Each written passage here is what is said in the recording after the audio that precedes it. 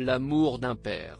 Mort le 2 décembre 2020 des suites du coronavirus à l'âge de 94 ans, Valéry Giscard d'Estaing a été inhumé dans la plus stricte intimité à Auton, dans le Loir-et-Cher.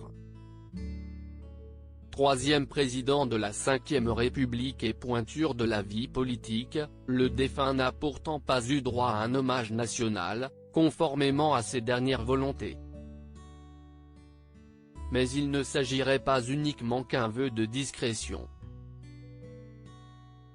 Dans son dernier numéro, le magazine Valeurs Actuelles révèle qu'un affront visant son fils, Louis, serait à l'origine de ce choix.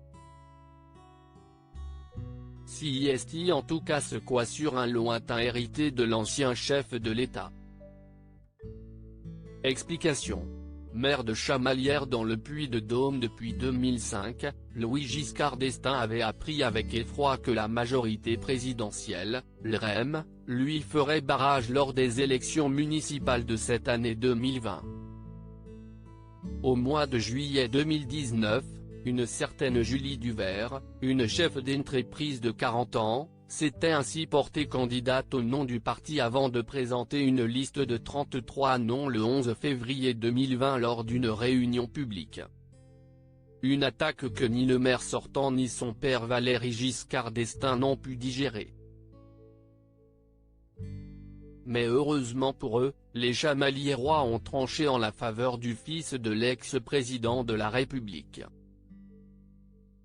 Le 28 juin 2020, à l'occasion du second tour des élections municipales, le vice-président de l'UDI était avec 48,37% des votes.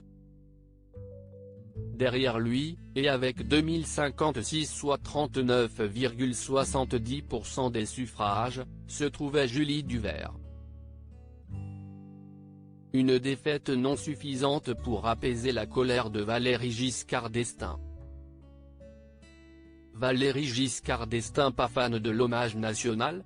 Mais si son père a refusé de faire l'objet d'un hommage national, tout comme Jacques Chirac, cet autre président emblématique, Louis Giscard d'Estaing a expliqué qu'une autre raison pouvait justifier cette décision auprès de France Info ce mercredi 9 décembre, à l'occasion d'une journée de deuil national en l'honneur du mari d'Anne Himone. Il considérait que l'hommage national était avant tout pour les chefs militaires.